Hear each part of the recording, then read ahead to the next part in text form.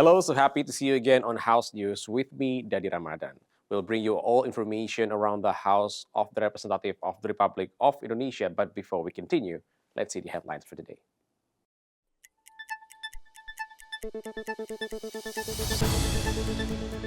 BKSAP and philanthropic institutions organized the Asia-Pacific Conference for Palestine, strengthening humanitarian diplomacy and regional solidarity for Palestinian independence. On an official visit to Universitas Islam Internasional Indonesia, BKSAP mentioned AI offers major economic benefits, yet carries potential risk. Commission 10, through its working committee, visit Batam State Polytechnic to gather public input for improving the revision of the law on the national education system. Deputy Speaker said disaster management still struggles with cross-ministry coordination, requiring a clear and effective command integrating all stages of response. The Palestine Cinema Days 2025 took place in Indonesia as part of a worldwide solidarity movement. The festival represents a cultural act of resistance against the ongoing occupation in Palestine. During the recent Asia-Pacific Dialogue for Palestine in Jakarta, BKSAP highlighted the synergy between parliament, academics, and civil society in promoting justice for Palestine. These collaborations can provide research-based insights, making Palestinian issues more recognized and addressed. BKSAP of the House, together with the People's Consultative Assembly, organized a collaborative forum with the Indonesian Ulama Council and the Palestine Research Center to strengthen support for Palestinian independence. Chairperson of BKSAP of the House, Mardani Alisera, mentioned this event reflects the Parliament's commitment to building diplomacy based on research and cross-sector collaboration. Mardani hoped the outcomes of this forum can become a declaration for Indonesia at various international platforms, continuing to support for Palestinian independence. Kami bangga dan bahagia DPR bisa menjadi tempat untuk melaksanakan event menunjukkan komitmen kita membantu Palestina. Ini menjadi bahan masukan bagi kami dalam fora internasional untuk memasukkan klausul-klausul yang lebih rigid, spesifik, dan implementasinya kuat gitu, dari hasil dari Palestine Research Center ataupun dari konferensi atau dialog yang dilaksanakan oleh MUI. Meanwhile, the Deputy Speaker of the People's Consultative Assembly, Hidayat Nur Wahid, highlighted the importance of diplomacy based on data and scientific research. Amid the global spread of disinformation about the Palestinian conflict, academic research can be a strong foundation to develop an objective and balanced narrative in international forums. Kejahatan dan atau kebohongan yang dikembang Israel tidak harus dilawan dengan kejahatan yang lain, tapi dilawan dengan data, dengan fakta ilmiah, dengan rasionalitas. Dan itulah yang selama ini dikerjakan oleh komunitas-komunitas yang membela Palestina. Bahkan itu yang dicontohkan oleh perlawanan Palestina. Adila and Kristio, tvrparlemen report. BKSAP visited Universitas Islam Internasional Indonesia to discuss the utilization and regulations of AI within the context of parliamentary diplomacy and national governance. AI is now part of daily life, presenting challenges and opportunities for Indonesia. Chairperson of BKSAP of the House, Mardani Alisera, pointed out the rise of AI-generated content, such as manipulated memes and videos, including those featuring public figures, present serious threat to Indonesia's digital ecosystem. Without proper oversight and regulation, these technologies could disrupt online information and digital trust. Therefore, the House, through the Working Committee on Artificial Intelligence, is currently drafting strategic measures to ensure AI is used safely and productively. Meme Pak Bahlil, termasuk video Bu Sri Mulyani, itu menjadi ancaman yang sangat luar biasa. Kita harus mengatur bukan cuma regulasinya, normanya, etikanya, tapi juga potensi AI untuk pertumbuhan ekonomi Indonesia. Antara dua sisi yang tegas sama loose, kita harus cari yang tengah-tengah. Bahwa AI itu kan seperti dua sisi mata uang, manfaatnya ada, tapi potensi buruknya juga ada. Nah, mengatur keduanya dengan seimbang menjadi pekerjaan dari panja AI sekarang ini. Furthermore, Mardani stated the Working Committee on AI will collaborate with Universitas Islam Internasional Indonesia as a key partner. The work focuses on three main areas: regulation, implementation, and oversight. The committee aims to complete its final report within 2 months or by the next 2 legislative sessions. This effort is expected to maximize the benefits of AI for society while minimizing its negative impacts. From West Java, Kristio Handoko, tvrparlemen reports.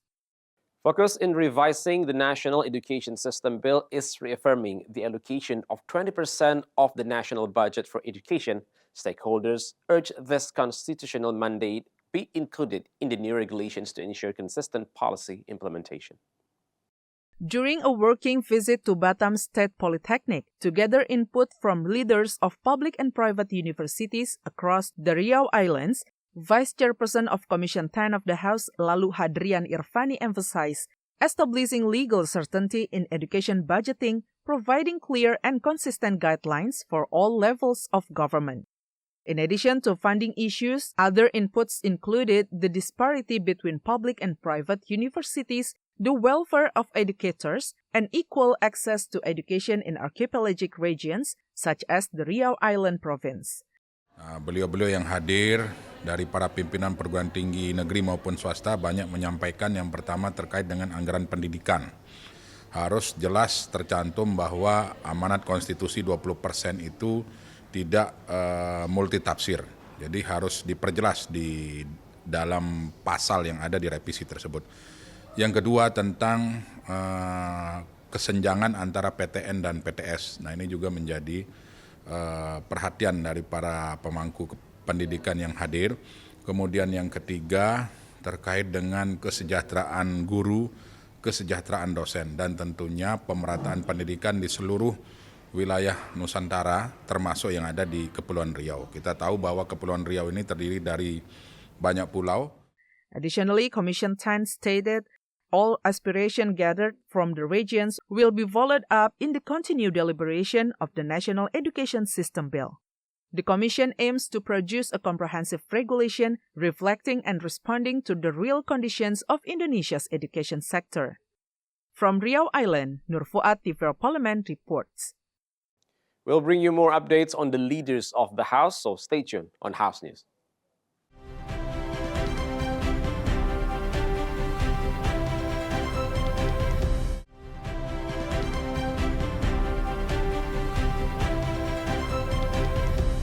Vice Speaker demands the synergy among ministries and agencies in addressing potential disasters caused by extreme weather affecting regions in Indonesia. It is reported thousands natural disasters occurred throughout 2025. Vice Speaker for People's Welfare, Cucun Syamsurijal, explained, coordination between ministries and agencies is a major challenge in disaster management. Differences in producers and tools among organizations often slow down emergency responses because teams in the field may have to adapt to multiple systems instead of acting immediately. Furthermore, different decisions between the local and central government delay the release of ready-to-use funds, which are needed by the National Disaster Mitigation Agency or BNPB, military and police, the National Search and Rescue Agency or Basarnas, to immediately respond to emergency situations. Through the Oversight Committee for Natural Disaster Management, the House hopes coordination among ministry and agencies in disaster response can become more effective, faster, and integrated in order to minimize the impact of disaster on communities. Status darurat, ya, status kedaruratan ini siapa yang menentukan? Ini kan ada problem nih di dalam regulasi. Kadang-kadang pemerintah pusat BNPB mau turun, tapi pemerintah daerah belum melakukan keputusan ini. Ini di siapa nih yang menunjukkan atau misalkan mengadjust bahwa status kedaruratan ini, biar penanganannya cepat. Termasuk yang bisa menggunakan DSP, dana siap pakai, on call, yang sering kita katakan bahwa itu kan perlu anggaran. Polisi bisa bantu, tentara bisa bantu, Basarnas bisa turun kalau dananya sudah disiapkan. Moreover, Cucun Syamsurijal urges all agencies involved in disaster mitigation to strengthen direct communication channels with affected communities. Hence, reports from the regions can be immediately followed up by the relevant ministries and agencies. Adila and Edo, tvrparlemen report. In response to the public concerns about fuel quality, Commission 12 asked the Ministry of Energy and Mineral Resources and Pertamina to strengthen supervision and verification measures, emphasizing strict compliance with national fuel standards.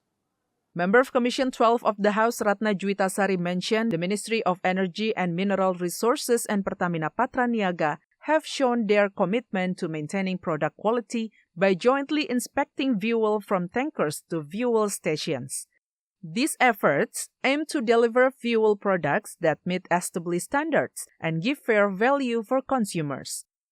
Ratna added, maintaining consistent quality would help Pertamina rebuild public trust.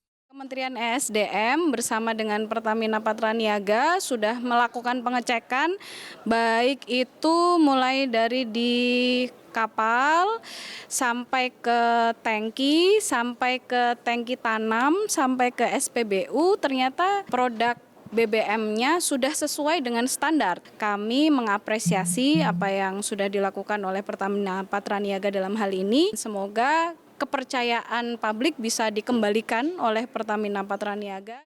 Meanwhile, member of Commission 12, Dewi Yustiana urged the management of Pertamina Patraniaga to impose strict sanctions on gas stations found violating regulations in fuel distribution to the public. Kami juga meminta Direksi Patraniaga untuk memberikan atensi atau perhatian khusus bagaimana mengembalikan kembali kepercayaan masyarakat, dan kami juga menegaskan apabila di situ memang ada SPBU Pertamina yang terbukti melanggar standar operasi yang sudah ditetapkan Pertamina, itu diberikan sanksi yang tegas.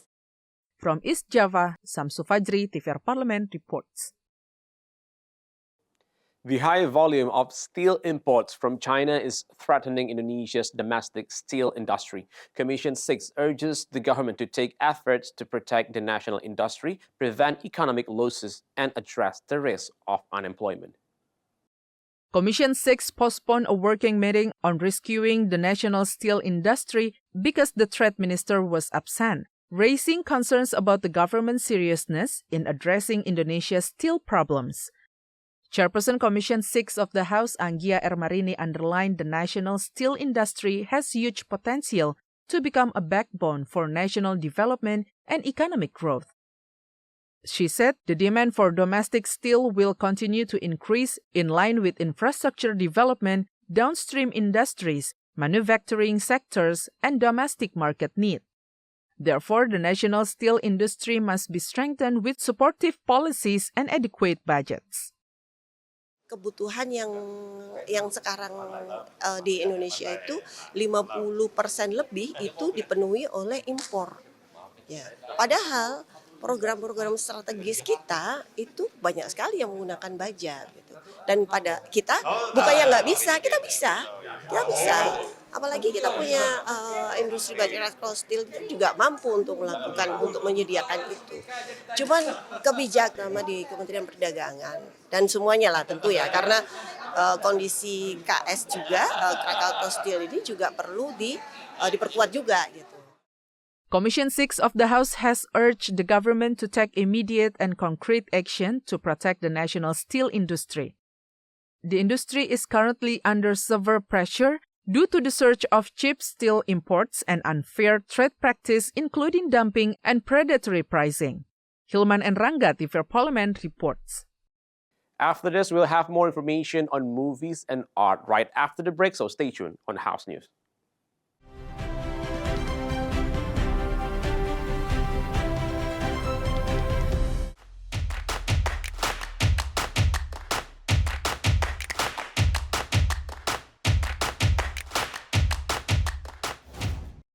Palestine Cinema Days 2025 held in Indonesia for the first time to build empathy for the Palestinian through the power of film and storytelling.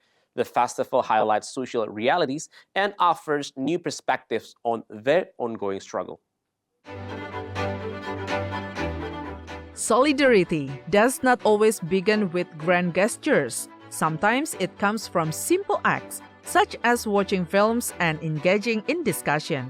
This spirit is reflected in Palestine Cinema's Days 2025, an international film festival initiated by Film Lab Palestine based in Ramallah. Since its first edition in 2014, the festival has traveled to various countries, including Palestine, Lebanon, France, the UK, and the United States. Starting in 2023, the event transformed into a decentralized festival format, meaning anyone, anywhere in the world can organize their own local edition as a form of support and solidarity for the Palestinian people. This approach has turned the festival from a single location event into a global movement. The year 2025 marks a special moment as Palestine Cinema's Days comes to Indonesia for the first time. The festival held in 3 major cities, Jakarta, Medan, and Surabaya. Various local communities and collectives initiated these activities, creating a space for film enthusiasts, artists, and the general public to come together and express empathy. The program includes screening of Palestinian films, all of which are free to watch. Feature films include When I Saw You, Janin Janin, and Upshot, highlighting and experiences of Palestinian youth.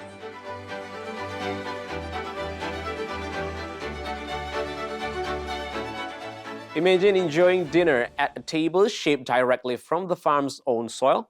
That is the unique experience offered by Farmer's Table, an art and culinary project bringing a new meaning to the idea of farm to table. Farm is Table is a special dining experience where the table is made from the earth itself. It was built directly into the soil at Triber Farms. The long table sits at ground level and the seats are dug into the dirt. Weeds, grass, and wildflowers grow down the center, making nature the centerpiece. The idea was to change how people think about farm to table by showing that the farm itself can become the table. Chef Caroline Haum created a multi-course meal using ingredients that come mostly from Triber Farms. The flowers for decoration were planted in the table, and every dish was made from local products. The food became part of the artwork, connecting the land, the meal, and the people. Farmer and artist Peter Triber designed the serving platters and other tools using old farm equipment. These handmade pieces were combined with classic white dinnerware and silver utensils. 30 guests sat together at the earthen table, enjoying food and conversation as the sun set. They sat under the open sky surrounded by soil, flowers, and candlelight. They ate, drank, and talked late into the night. Farm is Table is part of New Futurist Cookbook. It was inspired by the 1932 Futurist Cookbook exploring food as art and innovation. The new project brings those ideas into today's world, focusing on awareness, inclusivity, and a deeper relationship between people and food.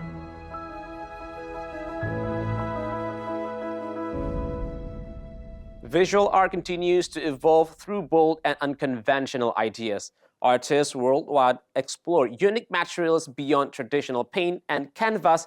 Their creations open endless possibilities of imagination and innovation.